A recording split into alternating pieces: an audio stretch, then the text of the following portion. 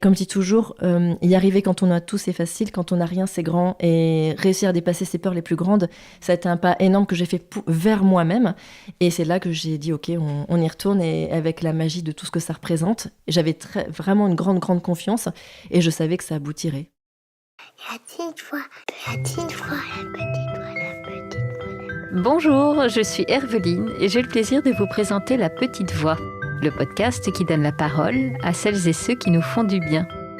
Ils sont psy, sophrologues, magnétiseurs ou autres et se consacrent à notre bien-être et à notre développement personnel.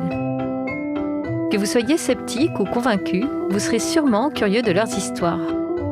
Quel chemin ont-ils parcouru pour choisir ce métier dédié aux autres ? En quoi consiste leur pratique et que leur apporte-t-elle ? Voilà les questions que je vais leur poser lors de ces conversations intimes, sans blabla. Des conversations qui vont nous éclairer, nous inspirer. Si vous aimez ce podcast, dites-le moi avec des étoiles, des bonnes notes et des commentaires sur votre plateforme de podcast favorite. Ça aide vraiment à le faire découvrir à d'autres personnes. Retrouvez-moi aussi sur Facebook, Instagram et YouTube en cherchant simplement La Petite Voix le podcast. Alors, prêt à écouter La Petite Voix pour entendre la vôtre ? La Petite Voix le podcast, c'est parti ! J'ai beau travailler en solo, je ne me sens jamais seule. Je pourrais être sympa et vous dire que je pense à vous qui écoutez La Petite Voix comme si vous étiez là et que vous m'accompagniez toute la journée. C'est vrai, mais celui qui me tient le plus compagnie, ex aequo évidemment avec mon chat Michel, eh bien c'est mon guide. Je ne commence pas une journée à mon bureau sans allumer une bougie pour le saluer. Je sais, ça peut paraître saugrenu, mais après avoir beaucoup lu et surtout expérimenté, j'ai la conviction que nous sommes effectivement guidés. Mon invitée du jour non seulement y croit, mais surtout, elle en a fait sa vie. Hélène Lebal est médium et elle canalise les messages de nos guides. Oui, ça paraît dingue, mais c'est la réalité. Elle a une connexion avec l'invisible qui lui permet d'entendre les messages de ceux et celles qui sont chaque jour discrètement à nos côtés. Vous allez l'entendre, pas besoin de flonflon ésotérique avec Hélène.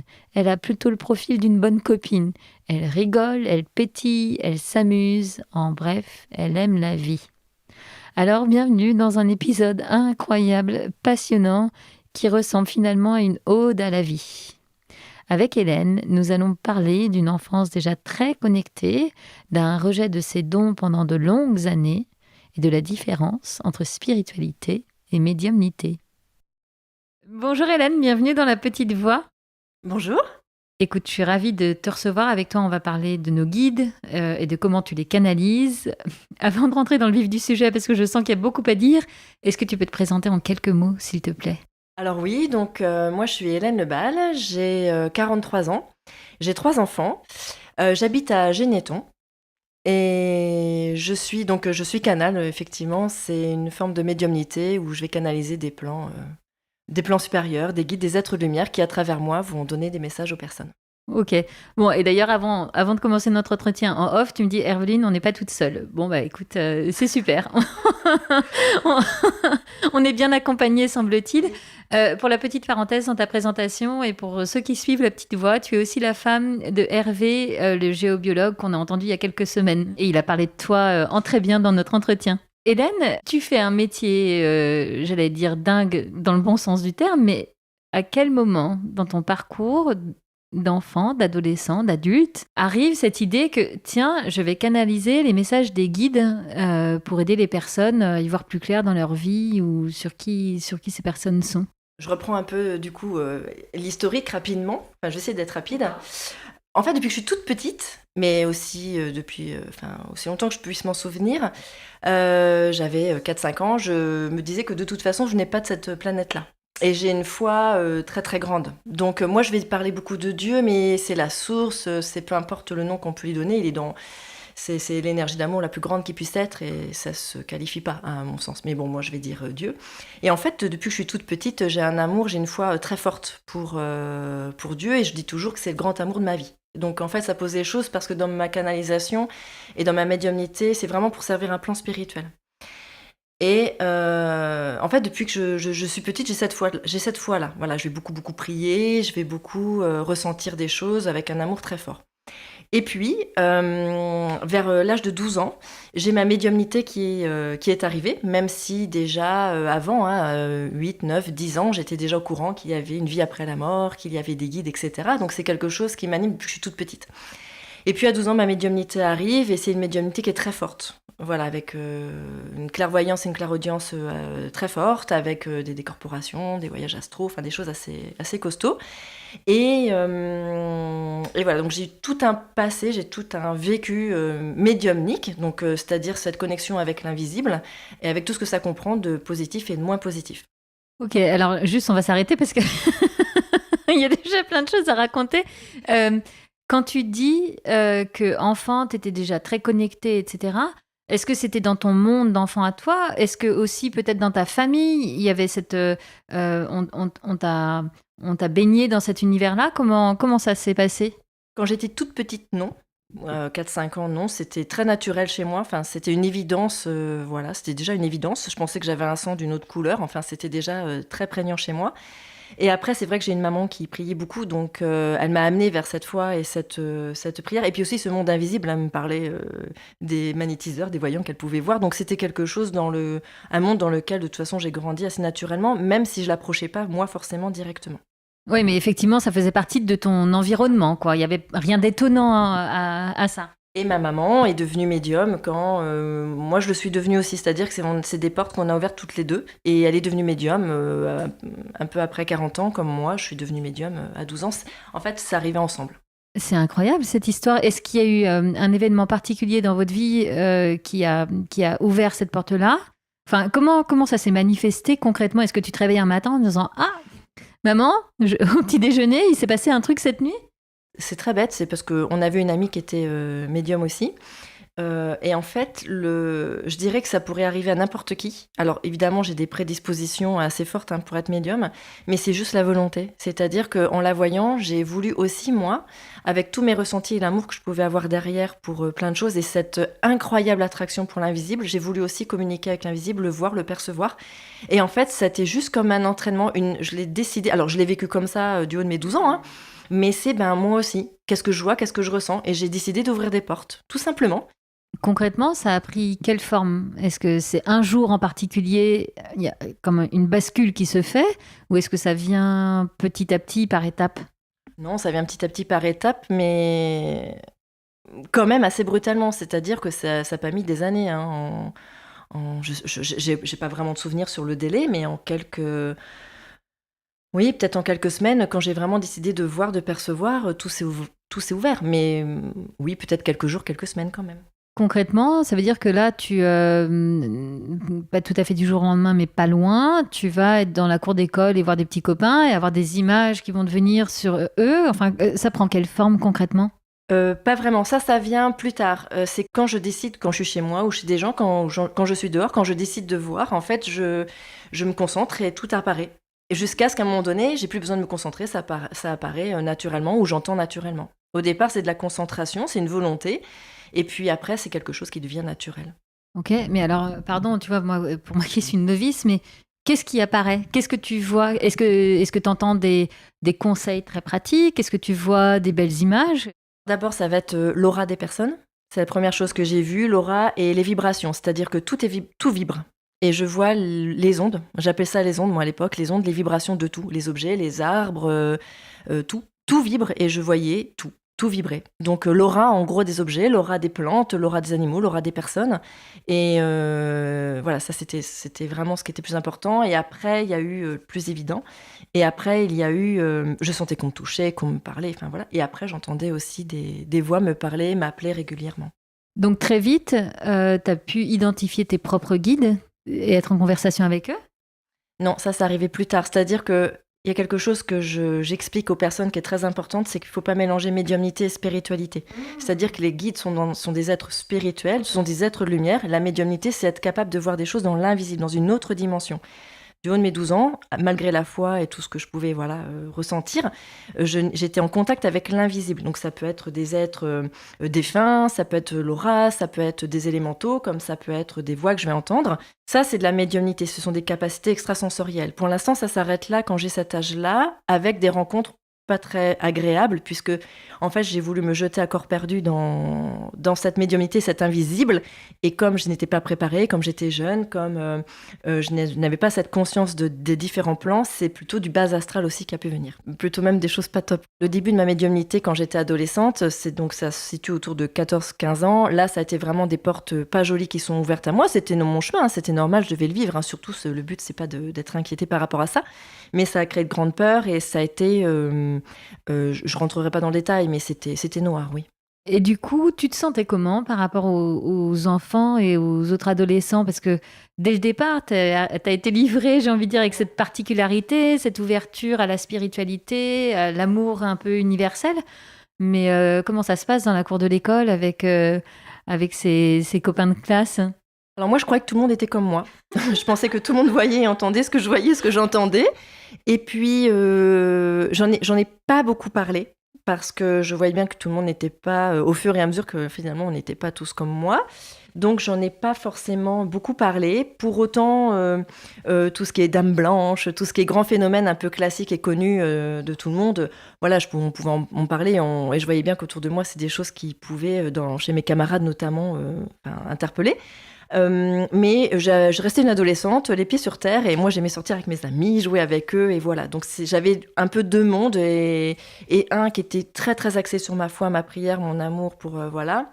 Et puis avec aussi de la médiumnité à côté, mais qui était pour moi comme un jeu, donc voilà. Et puis à côté de ça, ma vie d'adolescente classique, très classique. Moi, j'adore rire, j'adore m'amuser, donc j'étais très joyeuse et j'ai toujours eu beaucoup d'amis. En fait, c'est ce qui permet aussi cette médiumnité, c'est-à-dire que quand on a les pieds bien sur terre et qu'on est bien dans l'incarnation, on peut vivre beaucoup de choses en parallèle. Je dirais que ça porte... il faut toujours qu'il y ait une histoire d'équilibre. Et donc, comment l'adolescente que tu étais, là, et qui a fait des expériences pas hyper agréables avec des entités de basse vibration, si je dis pas de bêtises, Hélène, elle me fait OK avec les pouces.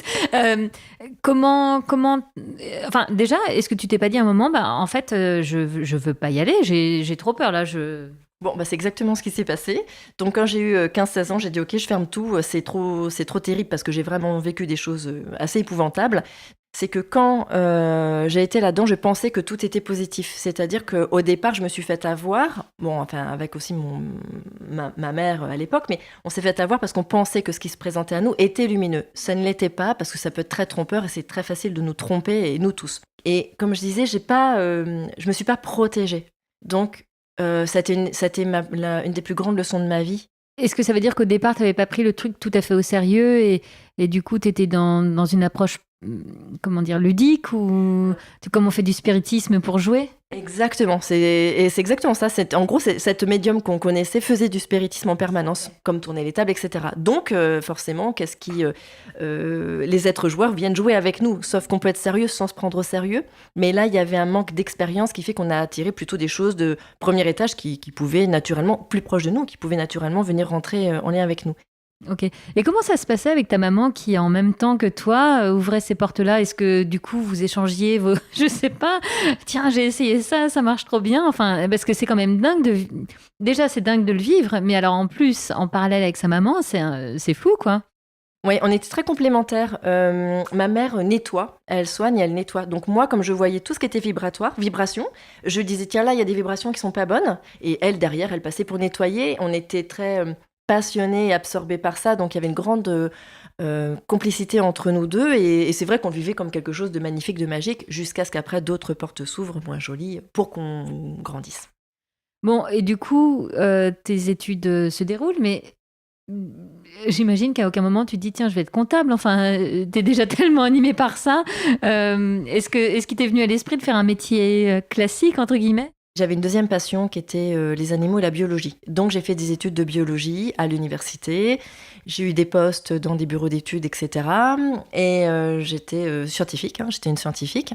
Et puis je me suis reconvertie dans le social avec les SDF, les personnes qui avaient des problèmes d'hébergement, les demandeurs d'asile, la protection de l'enfance aussi. Donc pendant quelques années également. Et puis en fait, j'ai vraiment fermé toutes les portes tout en étant consciente qu'il y avait autre chose, tout en parlant à mon guide régulièrement. Mais après ce qui s'est passé avec des choses pas très lumineuses, c'est vrai qu'à 16 ans, j'ai fermé les portes et je me suis concentrée sur mes études, la biologie, ma reconversion plus tard, mon mari, mes enfants, enfin une vie assez classique. Donc c'est amusant en fait. Moi je pensais que tu étais tellement animée que tu avais très vite choisi ta voie pro et finalement pas, ou en tout cas pas dans ce monde de la médiumnité. Donc reprenons par étapes. D'abord, tu es partie dans un truc très scientifique de recherche autour des animaux. Il s'agissait de quoi? En fait, ce qui est très drôle, c'est que quand j'étais au lycée, j'avais vu un reportage qui disait que les prochaines guerres seraient biologiques. Donc, je suis rentrée à l'université de biologie, au final, pour lutter contre les armes biologiques. Oui, donc du coup, tu n'as pas fait l'armée non plus. Donc, ça a pris quelle forme alors ton premier job, il s'agissait de quoi? Je faisais de la recherche expérimentale pour la valorisation de déchets. J'ai travaillé dans le monde agricole, ce que j'ai adoré. Mais vraiment, en fait, il fallait que je travaille avec la terre. C'était très lié à la terre. Je voulais la protéger, la préserver. Et pendant quelques années, j'ai travaillé, je faisais de l'agronomie, globalement. Et puis après, j'ai été responsable de la communication. J'ai fait différentes choses. Ok, t'étais très touche à tout, quoi. Parce que là, tu fais le grand écart entre le côté scientifique et le côté plus communication. Mais t'étais heureuse, tu te sentais à ta place, alignée, tout allait bien. Oui, jusqu'à ce que la vie me montre que je dois quitter cet endroit, parce que la vie, c'est nous mettre où on doit être. Donc ça n'a pas été simple, mais c'est un cadeau. Ce qui est très drôle, c'est ce que je dis beaucoup aux personnes, c'est que je venais d'avoir un bébé, mon deuxième fils, mon deuxième enfant, qui est un garçon, qui avait 1 mois. Et je dis toujours aux femmes, quand vous avez un enfant, quand vous êtes enceinte, ou même au papa, hein, en fait, la vie vous donne l'occasion de renaître. Et c'est là que j'ai eu un licenciement et qu'il a fait que je rebondisse.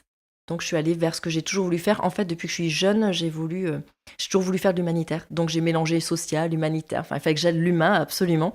Et donc j'ai préparé une reconversion et j'ai travaillé dans un autre secteur.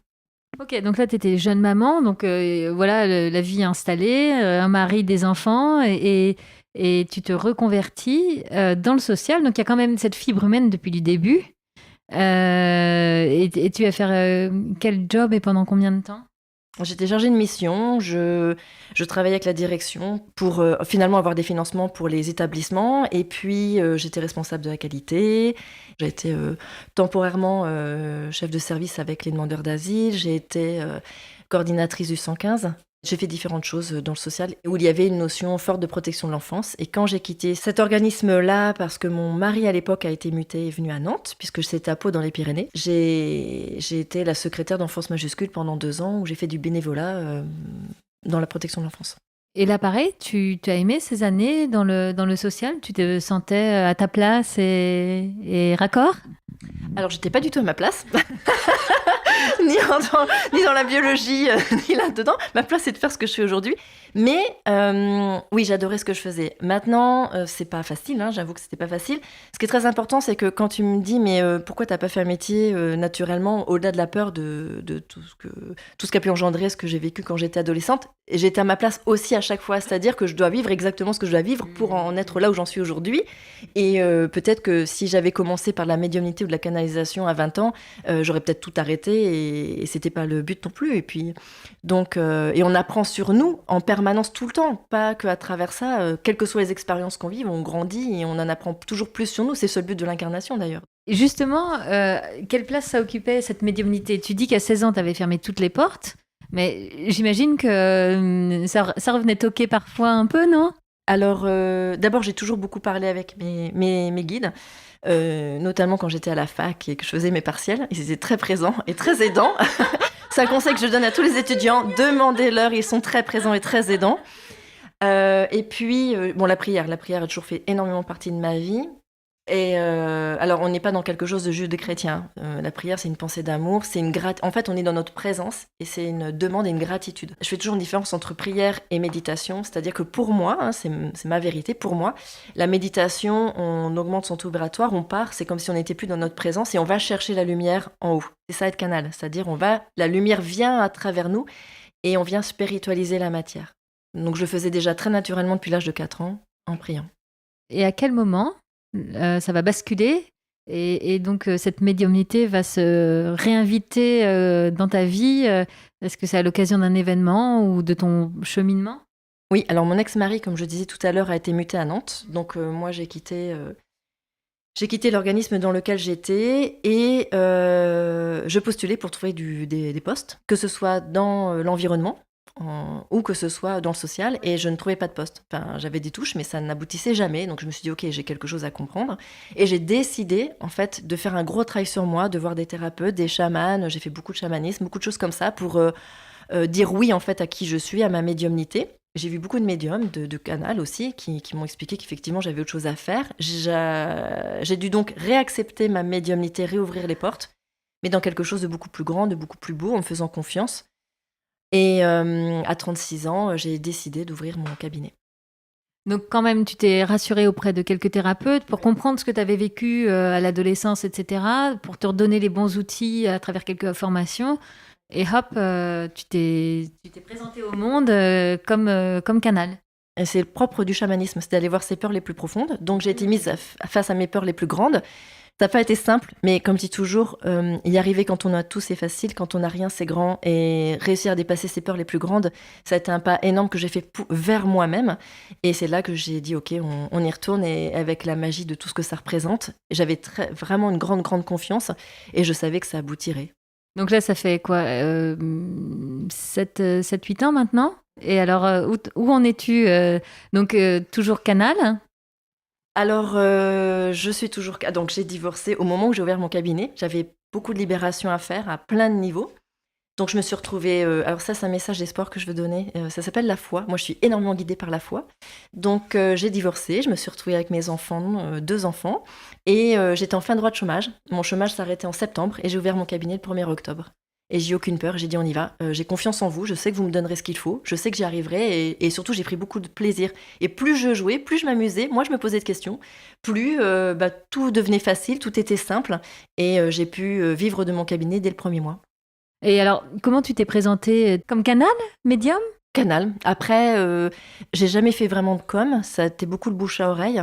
En fait, comme j'avais vu des thérapeutes pour moi, pour guérir mes blessures, pour comprendre, pour me nettoyer, etc., les gens voyaient, ces personnes-là voyaient qui j'étais, ce que je faisais. Donc, j'ai des thérapeutes qui m'ont envoyé du monde. Et puis après, tout de suite, ça a été le bouche à oreille et ça l'a fait rapidement. Tu faisais la différence tout à l'heure entre la médiumnité pure et le canal. Est-ce que tu peux réexpliquer en quoi c'est différent et redire vraiment, toi, en tant que canal, qu'est-ce que tu fais?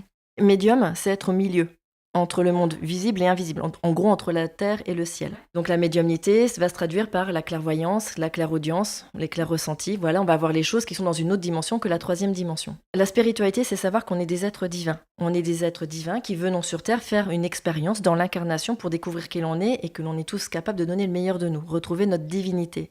Donc pour moi, ma médiumnité n'est qu'un moyen, un outil, pour pouvoir donner des messages, pour conscientiser. Donc la spiritualité, c'est ouvrir la conscience, le pourquoi du comment, qu'est-ce que vous avez à comprendre, comment donner le meilleur de soi, pourquoi vivre les choses, etc.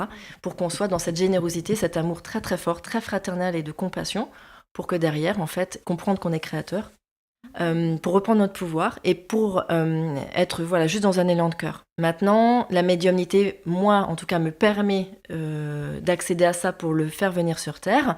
Moi, j'y mets une énergie de joie parce que je suis une grande enfant et que je trouve que la vie est géniale. Parce que même dans nos épreuves, elle est là que pour nous faire grandir, nettoyer des choses, réparer, aimer, etc. Il n'y a jamais une notion de punition, de bien, de mal, etc. Et derrière, c'est la spiritualité qui est importante. Voilà. Maintenant, la spiritualité par des grands discours ne sert à rien, il faut l'incarner. En fait, la spiritualité, c'est quelque chose qui se joue au quotidien. Il n'y a même pas besoin d'être médium pour être spirituel.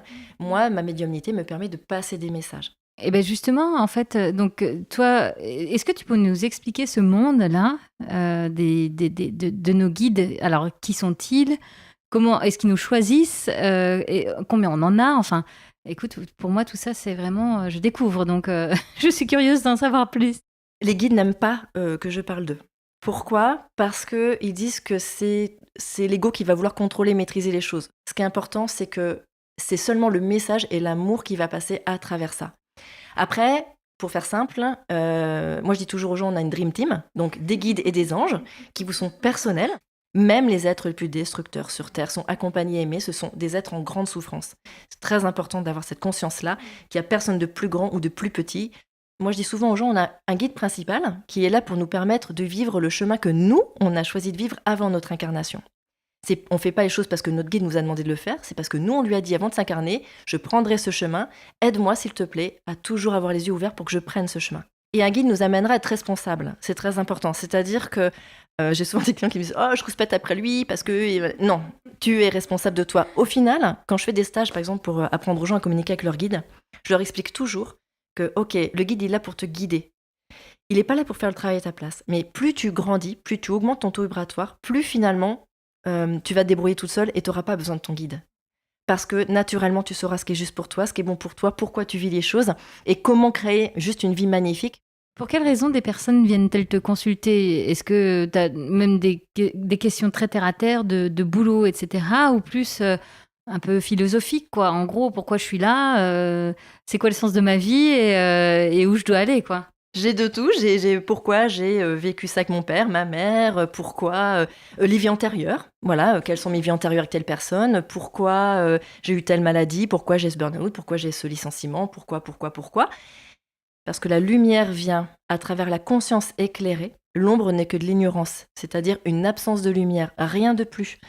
Donc, en fait, la canalisation va permettre d'apporter des réponses, donc de conscientiser qui nous sommes, pour que derrière, on puisse avancer en ayant davantage de lumière, que les gens comprennent leur incarnation. Le but étant vraiment d'atteindre cette conscience-là par des explications, pour que dans la matière, on puisse rester des enfants, et qui pour moi sont les plus grands enseignants. Pourquoi ? Parce que eux, nos enfants, ils sont hyper connectés à leur guide. Dans quel sens ? Dans la mesure où ils sont innocents et insouciants. Ils ne se posent pas de questions. En fait, l'enfant va être très pur, il n'a pas de filtre, il a confiance. C'est-à-dire que je dis aux personnes, si vous avez confiance comme un enfant de 10 ans quand il rentre de l'école et qu'il sait qu'il aura à manger, il sait qu'il aura son goûter, les bras de papa et de maman quand il va pas bien, un toit au-dessus de sa tête, un bon lit, etc. Si nous avons cette énergie d'enfant, c'est-à-dire qu'on a confiance, qu'on a notre père, notre mère qui sont là, qu'on est très protégés, que tout ira bien, alors effectivement, si j'ai pas le moindre doute, comme un enfant ne doute pas sur le fait qu'il peut être aimé, protégé, etc., alors tout se passera bien. L'enfant, il rit, l'enfant, il s'amuse, il prend du plaisir dans tout ce qu'il fait. Et si nous arrivons à retrouver du plaisir dans tout ce qu'on fait comme un enfant, parce que la vie n'est qu'un jeu, c'est un grand plateau de jeu, et que j'ai pas envie de gagner, j'ai juste envie de jouer, de m'amuser, alors j'ai tout compris.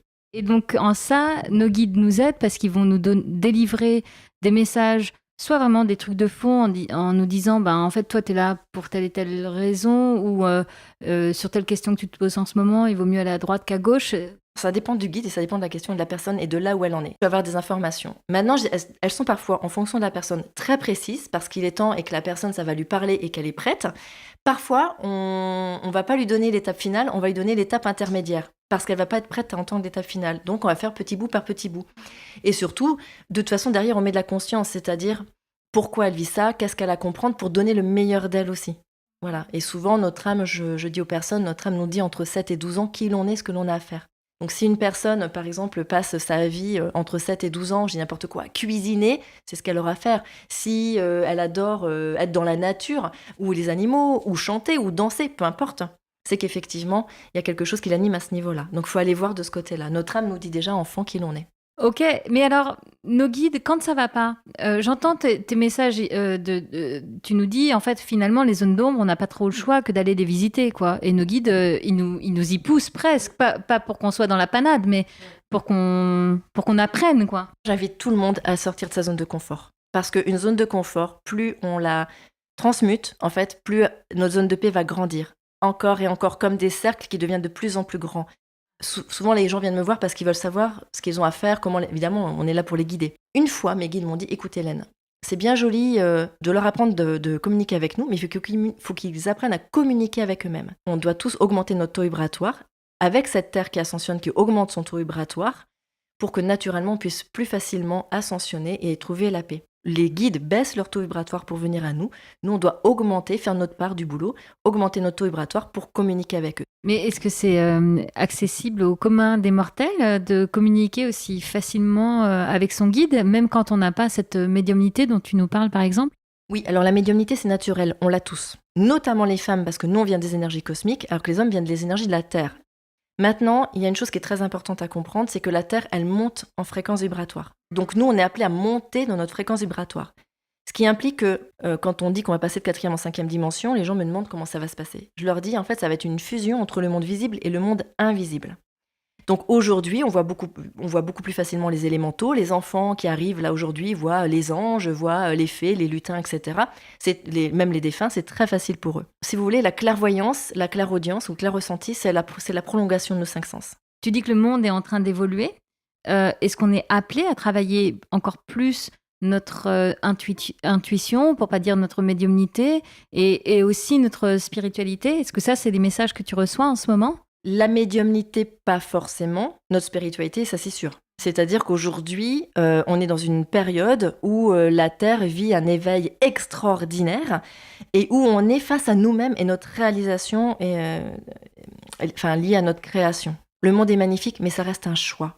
Et pour moi, la spiritualité ne se fait pas sans volonté. Et si on arrive à être dans cette conscience-là d'humilité et de cet amour de la Terre et de revenir à la simplicité, on aura fait les 3/4 du travail pour être dans notre spiritualité. C'est-à-dire donner juste le meilleur de nous. Je me dis en t'écoutant, il faut trouver la juste balance entre, il faut cette humilité parce qu'il y a un plan qui est bien plus grand que nous, donc on a notre part à jouer, et en même temps, tu le disais tout à l'heure, nos guides, ce qu'ils attendent de nous, c'est qu'on soit hyper responsable et acteur, tu vois, qu'on soit pas en attente que ça nous tombe du ciel, justement. Le guide va beaucoup nous remettre face à nous-mêmes. Le but, c'est qu'on ne soit pas dépendant de lui. Le but, c'est que justement, on retrouve cette autonomie et on n'a besoin de personne. Ni dans le visible, ni dans l'invisible. Parce que visible ou invisible, ce ne sont que des êtres vivants, que ce soit dans une dimension ou en une autre. Donc c'est ça en fait le but du guide, c'est vraiment nous mettre face à nous-mêmes et nos responsabilités. Et dans notre libre arbitre, quand on fait un choix, le but c'est de faire un choix en notre âme et conscience, c'est-à-dire avec la lumière. Qu'est-ce que je veux au fond de moi ?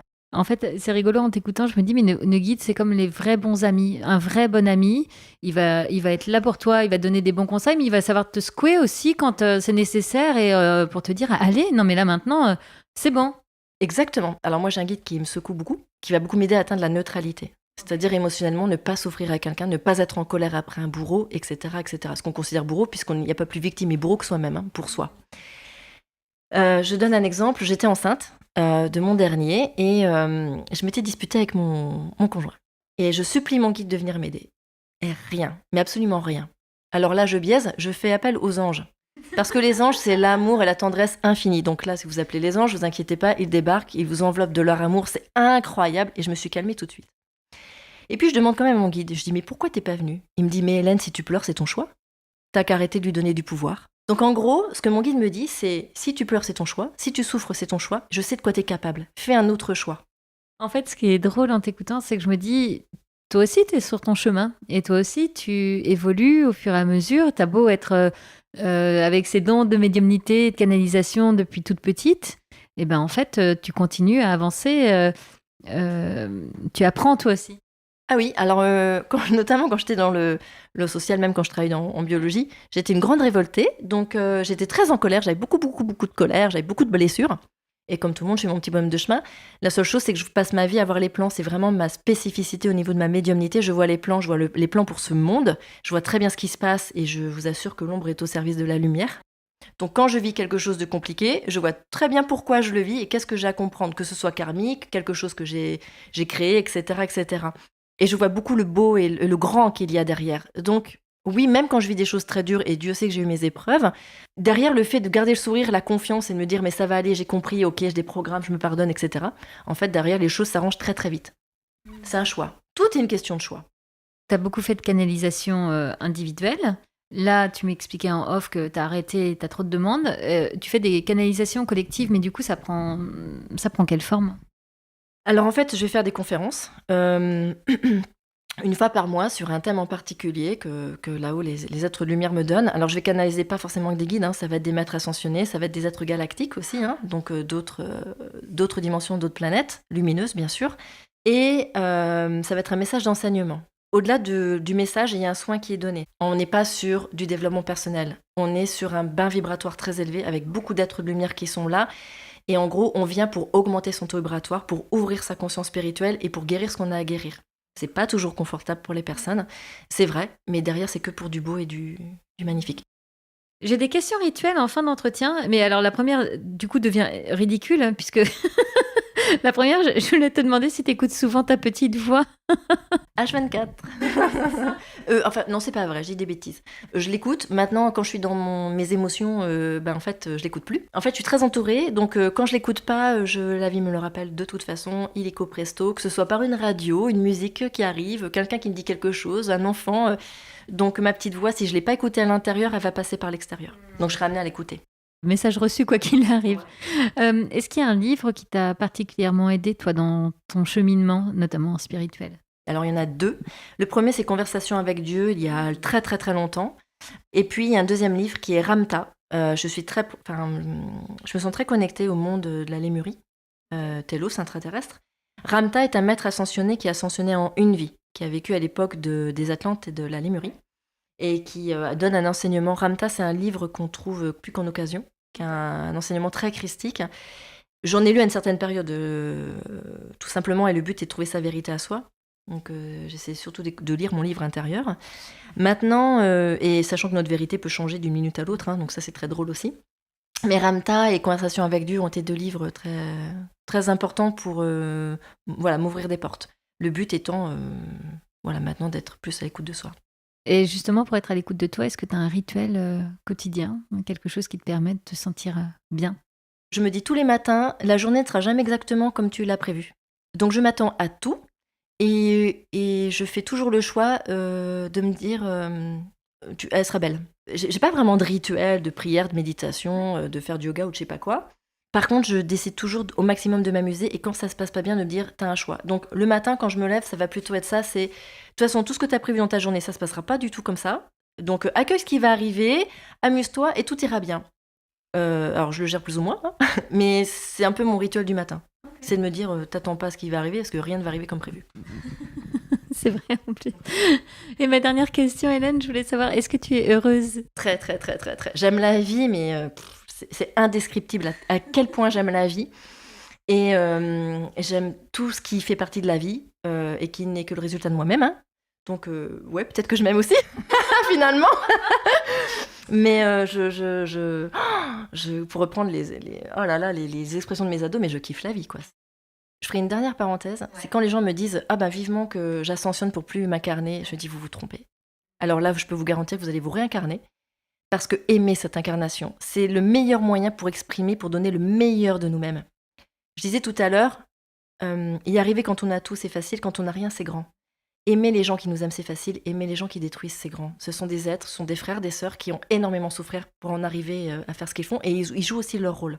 Ça ne sert à rien d'hurler sur cette terre qui est magnifique, qui nous fait énormément grandir et qui aujourd'hui, pour sauver sa peau, a décidé, et c'est un message que j'ai eu de la terre, d'ascensionner, pas de nous noyer comme plein de fois ça a eu lieu, pour justement nous proposer par amour pour nous d'ascensionner avec elle et donc de donner le meilleur d'elle. Si on ascensionne avec elle, tout ira bien. Ceux qui n'arriveront pas à ascensionner dans son élan d'ascension iront s'incarner ailleurs, sur une autre planète d'expérience. Mais ne jamais oublier qu'on est que sur une planète d'expérience, aussi belle soit-elle, c'est de l'expérience. Hélène, merci. Je repars gonflée à bloc là. Franchement, c'est très positif tes messages et puis ça donne envie vraiment d'aimer la vie, quoi, et puis d'y aller, de se jeter dedans avec beaucoup de confiance. Donc ouais, merci beaucoup Hélène. Eh ben avec plaisir. Merci à toi Herveline. La Petite Voix, le podcast, c'est fini pour aujourd'hui. Si cet épisode vous a plu, s'il vous a inspiré, alors dites-le moi avec des étoiles, des bonnes notes et des commentaires sur votre plateforme de podcast favorite. Ça aide vraiment à faire découvrir La Petite Voix à d'autres personnes. Retrouvez-moi aussi sur Facebook, Instagram et YouTube en cherchant simplement La Petite Voix, le podcast. D'ailleurs, c'est sur ces pages que je vous raconte les coulisses de ma rencontre du jour et que vous trouverez toutes les références de l'épisode. Une dernière chose qui me tient vraiment à cœur, je serais ravie d'échanger avec vous sur vos impressions, de recevoir vos questions et vos suggestions sur les invités que vous aimeriez entendre. Alors, n'hésitez pas à m'écrire. Merci beaucoup et à bientôt sur La Petite Voix.